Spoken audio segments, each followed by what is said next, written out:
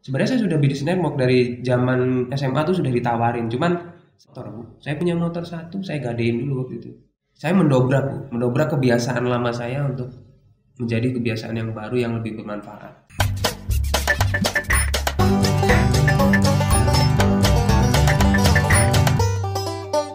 Halo, Assalamualaikum warahmatullahi wabarakatuh. Jumpa kembali dengan saya Endang di acara podcast Open Your Mind. Tema kita kali ini mendobrak keterbatasan.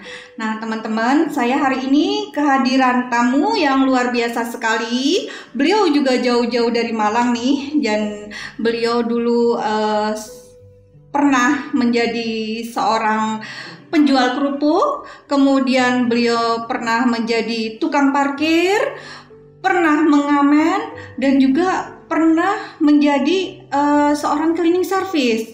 Nah, ini sangat luar biasa sekali. Beliau bisa menjadi sukses seperti sekarang ini. Saya kepo nih, penasaran, pengen kupas tuntas dengan pengalaman kehidupan beliau. Nah, saya akan memperkenalkan beliau, Kang Ariel. Nah, Kang Ariel, selamat datang di podcast hari ini. Gimana Kang? Cuacanya Surabaya? Lumayan. Oh iya. Lumayan sejuk. Tadi jam berapa dari Malang, Kang? Dari Malang jam 10 tadi. Oh, jam Sampai 10. sini jam setelah duhur.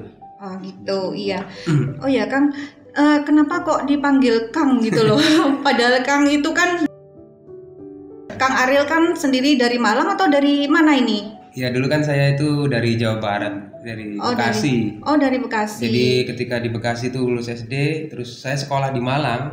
Nah, kalau orang Sunda itu panggilannya Kang. Saya sukanya nyanyi, apalagi dulu ngamen. Jadi panggil Kang Ariel sama orang-orang yang nggak ada yang namain, ya orang-orang aja asal manggil.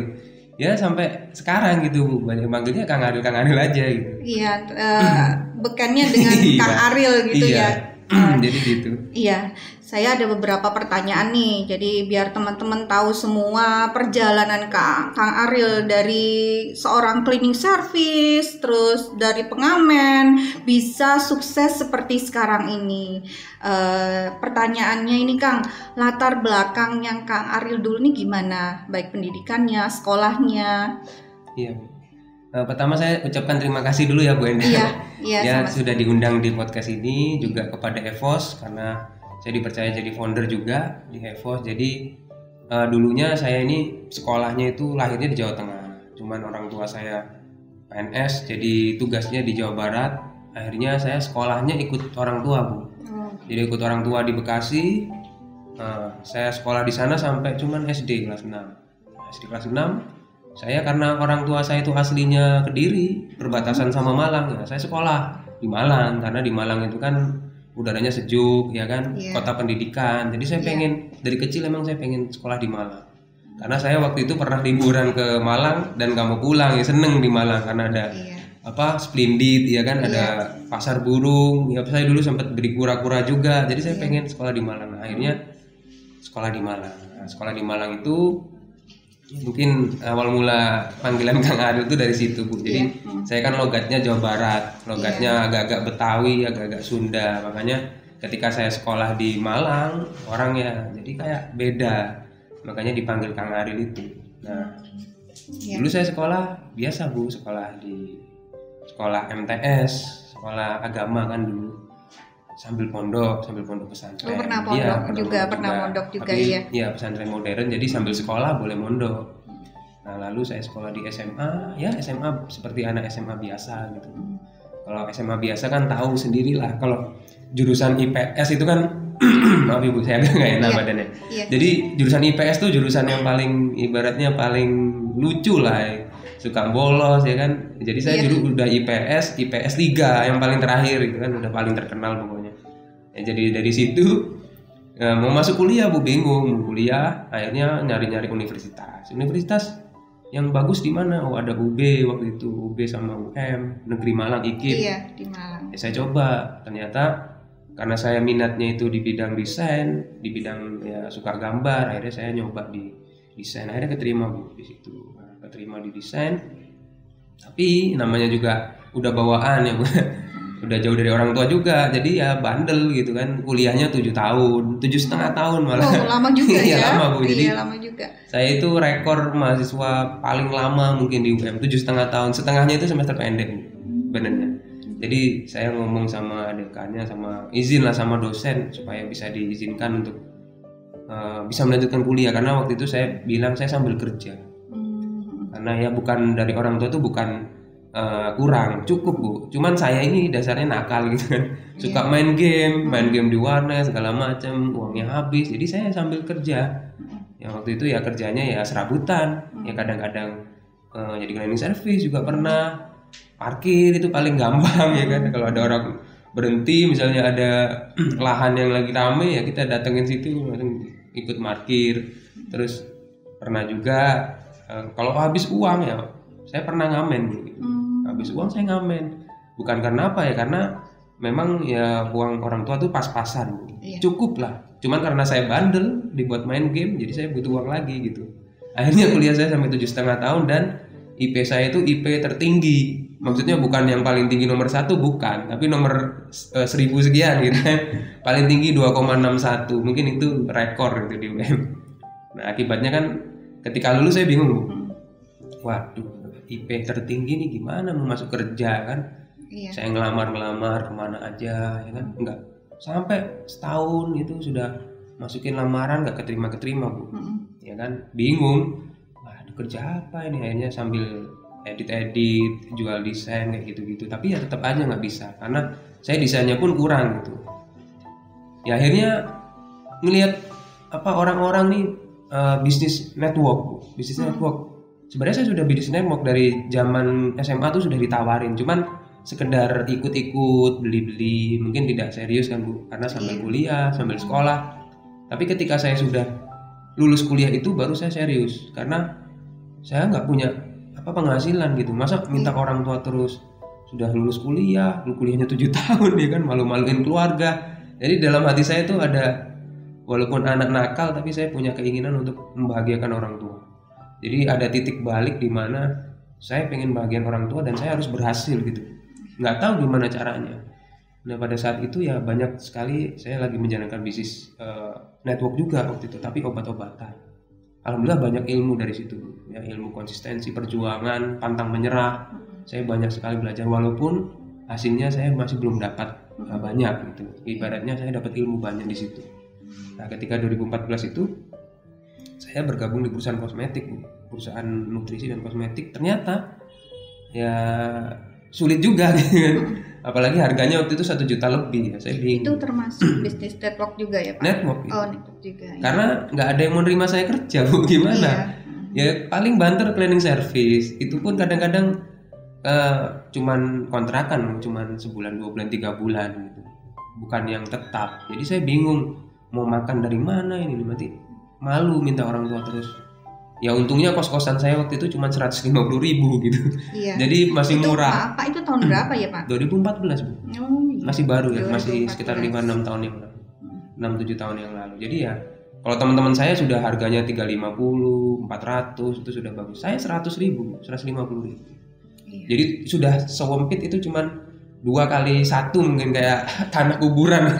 Ya saya tidur cuman gini aja Bu gitu. Saya masih ingat sekali tuh kos-kosan saya. Itu nggak bakal saya lupain. Jadi awal mulanya dulu ya nggak punya apa-apa. Akhirnya yang motor Bu. Saya punya motor 1, saya gadein dulu waktu itu. Digadein cuman laku 1,5 juta. Saya mikir lagi, waduh, digadein cuma segini, kurang ini uangnya. Kan waktu itu harus punya modal sekitar 3.600.000 atau 3.700.000. Ya udah saya jual Bu langsung.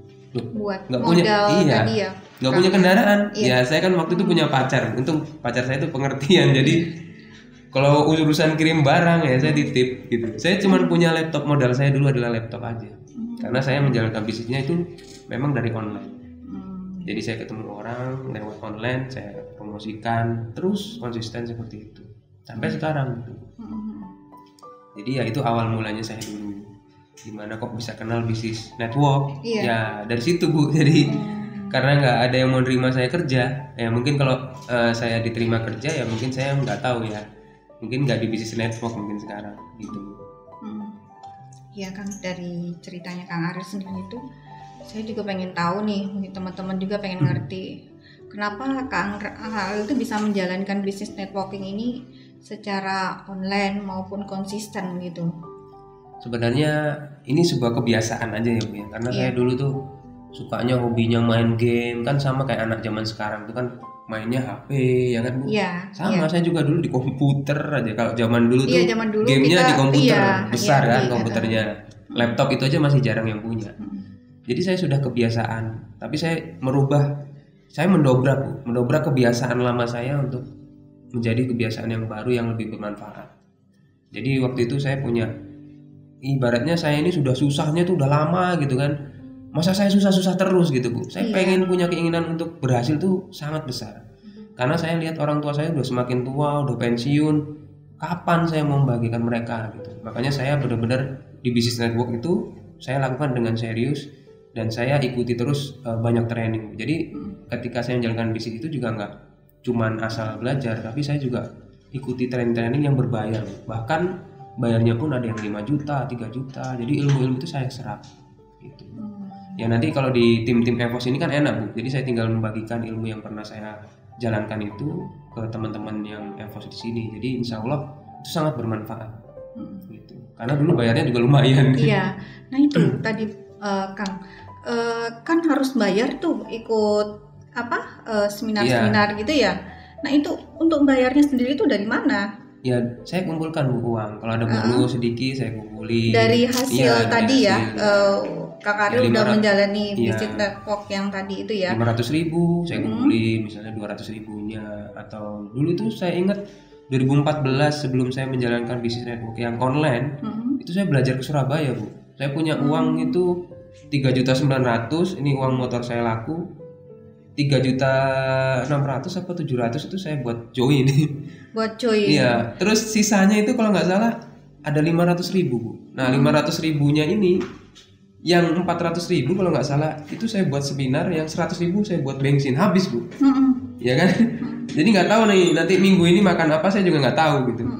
Kalau saya dulu tuh makan enak, jadi beli ke warung itu udah langganan. Nasi sama sayur itu 2.000 itu bisa Bu. Tahun 2015 tahun 2000, itu. Iya 2015, Makanya 14 ya masih 2.000 segitu perak itu bisa. Iya. Malahan dulu istri saya tuh dulu masih pacaran itu saya makan sama saya itu makan sama ikan asin gitu. Jadi ya nggak apa-apa gitu. Tapi saya dalam hati, masa kita hidup susah-susah gini-gini aja, kapan kita mau berubah? Iya, betul. Makanya saya di situ saya pengen dobrak kebiasaan saya untuk masa kita ini nggak bisa keluar dari kesusahan ini. Nah alhamdulillah di tahun-tahun 2016, 2017 itu saya banyak mendapatkan hasil dari bisnis network ya. Ada yang keluar negeri, ada yang dapat reward mobil, ya ada yang dapat cash reward, ada yang dapat motor. Pokoknya itu masa-masa bisnis network yang 2016 ke atas itu alhamdulillah saya dapat banyak sekali Bu. Gitu. Yang bisa sedikit-sedikit juga, beberapa juga ada juga yang saya bantu orang tua juga, untuk istri saya juga untuk bantu orang tua untuk renov rumah. Dia alhamdulillah bisa membahagiakan orang tua juga walaupun cuma sedikit hasil dari situ. Nah makanya di 2019 itu kan EVOS ya, 2020 itu EVOS kebetulan diajak dengan Pak Mus. Kemudian saya juga masih vakum gitu, masih ibaratnya masih pindah itu Bu dari Malang ke Kediri. Jadi menyesuaikan itu. Nah 2021 ini saya mau start lagi dengan teman-teman. Nah ini EVOS memang punya peluang yang sangat besar. Jadi saya memang benar-benar mau fight lagi di sini. Iya, gitu. Ya, dari perjalanan Kang Ariel sendiri nih ya, setiap orang untuk menjalani sesuatu bisnis atau suatu usaha kan banyak tukang rintangannya ya, banyak ada aja. Apalagi kita yang di bisnis networking, orang kan udah denger multi level gitu pasti stigmanya negatif dulu ya gitu. Nah ini pasti ada rintangan-rintangan ataupun kendala-kendala Kang Ariel dalam menjalani bisnis ini. Nah itu saya pengen tahu juga, apa aja sih kendalanya, rintangannya Kang Ariel? Kendalanya mungkin sama ya dengan teman-teman yang ada di EVOS sekarang ini, sama. Hampir semuanya pasti kendalanya adalah ketika kita mau ngajak orang, pasti kendala dengan modal. Ya makanya saya mencontohkan. Ya bukan saya ingin mengajarkan ya jual ini, bukan. Karena ketika kita ada usaha di situ, kita pasti akan berusaha. Ya kita ada kemauan yang kuat, kita akan berusaha gimana caranya. Ya menurut kita mampu gitu. Kalau saya mampunya motor. Tapi kalau komputer jangan karena ini modal saya gitu. Iya. Ya motor aja nggak apa-apa, nanti juga cuman kirim-kirim aja. Kan nggak butuh offline saya waktu itu. Jadi saya cuman butuh komputer, saya sama motor nggak begitu butuh karena istri saya, pacar saya dulu punya motor. Jadi masih bisa lah, goncengan. Iya, masih bisa saling support dan kerjasama. Betul. Ya Kang ya. Iya. Terus ini lagi, nah ini saya kan ngerti juga Kang Ariel ini bisa sampai punya downline di luar negeri. Nah itu gimana sih Kang? Kok bisa sampai itu, gimana caranya gitu? Itu sebenarnya dulu, dari zaman dulu itu Bu, kita kan punya tim itu lama-lama ada yang menyebar, ada yang di Indonesia tiba-tiba dia kerja di luar negeri juga ada, gitu. Ada yang dari luar negeri pulang ke Indonesia juga ada. Itu sebenarnya teman-teman yang dulu yang masih kontak dengan saya, masih kenal baik, akhirnya kan ketika saya jalankan apa dia tahu. Jadi gitu. Ketika tahu ya kontak. Nah ketika kontak misalnya mereka tertarik, ya sudah akhirnya mereka mengembangkan dimanapun. Misalnya di luar negeri pun ya sudah, kalau ada pos atau kiriman itu lancar ya kita bisa jalankan gitu. Sebenarnya dari situ aja, dari link yang mungkin yang sudah saya kenal beberapa waktu lalu. Berarti masih terjalin komunikasi ya Kang, itu tidak lost contact lah. Iya, masih ada di Facebook gitu sebenarnya. Itu kiat-kiatnya gimana sih Kang? Maksudnya biar tetap kita bisa tetap terjalin silaturahmi, terus bisa komunikasi, terus mereka bisa tertarik dengan bisnis yang Kang Ariel jalani saat ini, itu gimana kiat-kiatnya? Saya juga pengen ngerti itu. Biasanya kan kalau WA itu kadang-kadang ada yang blokir atau ada yang HP kita rusak. Ya makanya kan saya ada Facebook Bu.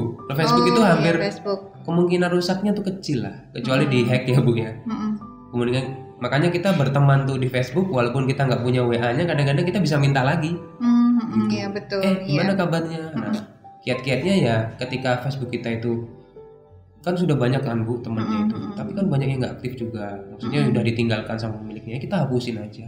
Tapi yang masih aktif ya kita jaga, sambil kita tetap cari teman baru gitu.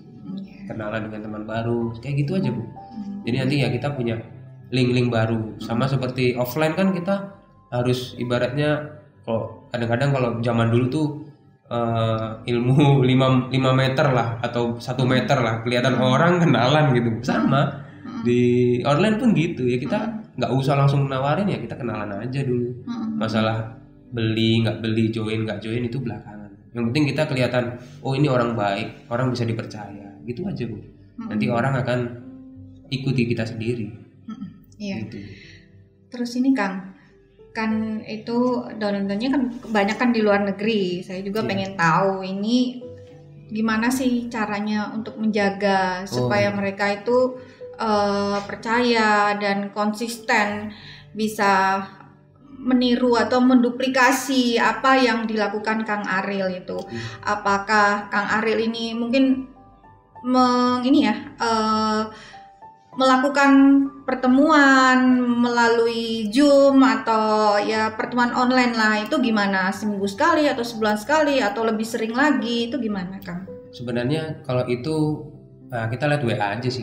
Lewat WA aja. Karena kalau kita terlalu seperti itu ya karena orang kan punya keterbatasan waktu. Sama di Indonesia pun kan orang kerja pagi sampai sore kerja. Kita nggak mungkin siang-siang waktu kerja kita tiba-tiba telepon atau Zoom. Makanya kita kadang-kadang Zoomnya itu ya pasti malam atau Sabtu Minggu. Ya biasanya weekend atau waktu-waktu yang tidak orang bekerja. Jadi makanya ketika kita punya tim di luar negeri ya mau kita pagi ngechat sebelum kita kerja ya subuh itu atau nanti setelah malam di atas jam 9 pun ya itu masih terjadi gitu, nggak apa-apa. Karena ya kita memang melayani aja, karena mereka juga punya keterbatasan waktu. Pasti mereka itu akan lebih sulit daripada kita Bu, karena di negeri orang. Makanya saya kadang-kadang bantunya itu juga kadang-kadang pakai suara, kadang-kadang kalau memang capek ngetik ya panjang ya saya suara aja saya gini. Nggak bisa telepon kan Bu, kadang-kadang kalau telepon kan mengganggu. Dia lagi kerja kita tiba-tiba telepon kadang mengganggu, makanya kita kadang pakai suara atau kita arahkan pakai gambar yang ada dari EVOS, kan banyak gambar-gambar bagus, kita share gitu aja Bu. Nanti mereka akan jalan sendiri sebenarnya. Kalau mereka punya keinginan yang kuat ya mereka jalan sendiri. Karena sekarang bisnis reseller ini sudah menjamur, Bu. Iya, betul. Jadi bisnis MLM atau network ini sama sebenarnya sama reseller. Karena apa? Bisnis reseller pun kan ada rewardnya. Iya. Sama aja, Bu. Ya bedanya kan kalau reseller itu kan agen besar, agen kecil, agen sedang, ya kan. Yang paling bawah, agen yang paling bawah, distributor. Nah kalau kita kan sama, ada level ini, level ini, level ini, sama aja, Bu. Makanya bisnis ini sudah lebih diterima sama masyarakat. Jadi kita bilangnya ya bisnis reseller pun nggak apa-apa, sama kok kita. Iya, Gitu. iya betul.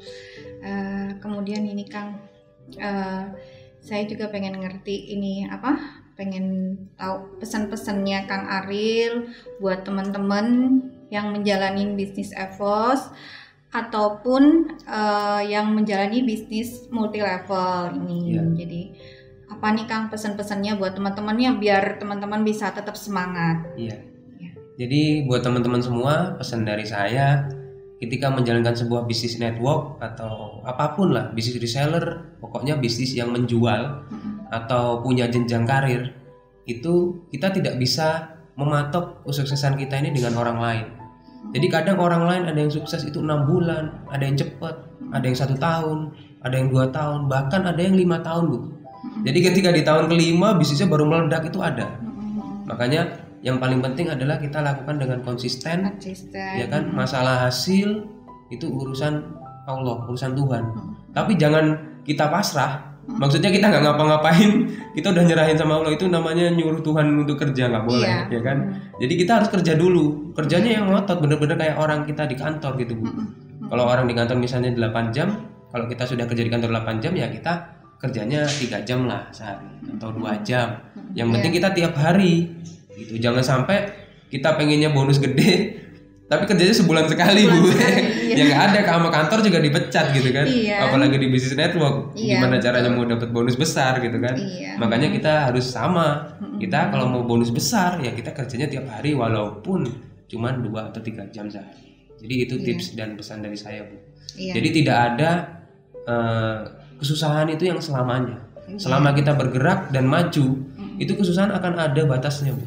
Ketika sudah terbatas di situ dan bisa kita dobrak, ya sudah kita akan menang di situ. Kita kan bisa mengingat masa-masa lalu yang lucu-lucu gitu. Kadang-kadang ditolak orang, kita naik motor kehujanan, itu jadi kenangan yang lucu jadinya nanti. Jadi kita bisa ketawa sendiri nanti gara-gara kenangan-kenangan kayak gitu. Iya. Gitu. Dan satu lagi nih Kang, saya tadi kan Kang Ariel belum menyebutkan nama aslinya nih. Saya taunya hanya Kang Ariel gitu. Saya pengen tahu nih nama aslinya siapa sih Kang? Saya Agung Irdianto. Agung Irdianto. Kenapa kok bisa jadi Kang Ariel itu tadi? Karena dari Jawa Barat itu tadi ya. Iya, teman saya kan iseng, namanya orang iseng, anak IPS, anak nakal-nakal itu ya. Woi, muka saya dulu mungkin rambut saya belah tengah, jadi panggil aja Kang Ariel, jadi kayak begitu, Bu. Jadi dari SMA itu udah, itu panggilan dari zaman SMA sebenarnya, jadi sampai melekat sampai sekarang gitu. Ya mungkin juga jadi hoki saya juga, Bu. Kadang-kadang jadi Kang Ariel jadi orang makin kenalnya Kang Ariel, ya sudahlah biarin aja gitu. Iya, bekannya dengan Kang Ariel ya. Ya, terima kasih Kang Ariel sudah menyempatkan meluangkan waktu untuk datang ke kantor Pineleng Indah Cemerlang hari ini dan berbagi kisah perjalanannya ya Kang ya. Perjalanan suksesnya dari seorang pengamen, cleaning service, kemudian apalagi tadi Kang satunya? Oh ya, yang satunya saya pernah setahun kalau nggak 2 tahun itu saya pernah jualan kerupuk. Jadi kerupuk juga ya, penjual dulu kerupuk. Pacar saya itu orang tua punya usaha kerupuk. Akhirnya malamnya ketika pulang kuliah itu saya bantu jualin. Jadi saya pulang dari ngantarkan ke rumah, saya bawa kerupuk tuh 2 karung, Bu, di belakang motor tiap hari. Jadi saya setor ke warung-warung. Nanti kalau laku seminggu saya ambilin uangnya. Lumayan, Bu, sehari bisa 20.000, kalau sebulan ya 600.000, lumayan, Bu. Gitu. Itu uang yang sangat besar buat saya waktu itu. Iya, tahun berapa itu? 2014 ya. 2013, Iya, 2014 tadi ya. Iya. Oke, Kang Ariel, saya minta closing statementnya nih gimana? Iya. Jadi closing statement saya ya tadi, Bu. Iya. Ya buat teman-teman semua di EVOS ya, closing statement dari kita, dari kami, Kang Ariel, teman-teman harus punya kemauan yang kuat dulu ya. Sebelum menjalankan apapun bisnisnya, ya teman-teman di bisnis apapun itu harus punya kemauan yang kuat. Jadi bisnis ini nggak ada bosnya. Jadi kalau kita mau males, kita mau tidur, kita mau kerja keras, ya terserah, ya kan. Tapi kita kan selalu menuntut hasil yang banyak. Ya kalau kita mau hasil yang banyak, ya kita harus kerjanya juga sama, kerjanya juga harus keras. Maka dari itu teman-teman pantaskan dulu kerjanya, ya insya Allah hasilnya itu pasti luar biasa. Dan apa yang saya rasakan sekarang itu adalah mendobrak keterbatasan saya. Bayangkan aja teman-teman, dulu waktu saya nikah, uang 1 juta itu untuk biaya nikah, ya dapat hasil dari network cuman 1 juta. Saya nikah pun nggak punya biaya, ya akhirnya nikah biasa aja, bahkan itu di depan jenazah. Kalau ada fotonya itu nanti akan ditampilkan. Jadi inilah mendobrak keterbatasan saya yang terbatas, ya terbatas waktu, terbatas pengalaman, juga terbatas latar belakang teman-teman. Saya yakin saya bisa waktu itu, apalagi teman-teman yang mungkin punya latar belakang yang lebih hebat daripada saya, yang lebih bagus daripada saya. Jadi saya mau bilang kalau saya bisa, saya yakin teman-teman juga pasti bisa. Itu aja. Terima kasih teman-teman ya. Ya, terima kasih Kang Ariel atas waktunya hari ini. Semoga apa yang disampaikan Kang Ariel bermanfaat untuk teman-teman. Saya juga punya satu kata yang sangat mengena untuk teman-teman semua. Tetap berusaha, tetap berjuang, tetap semangat, tetap konsisten untuk melakukan sesuatu apa yang kalian impikan. Jadi jangan berhenti saat lelah, berhentilah jika selesai. Sampai ketemu di acara podcast kami yang berikutnya. Salam. Salam.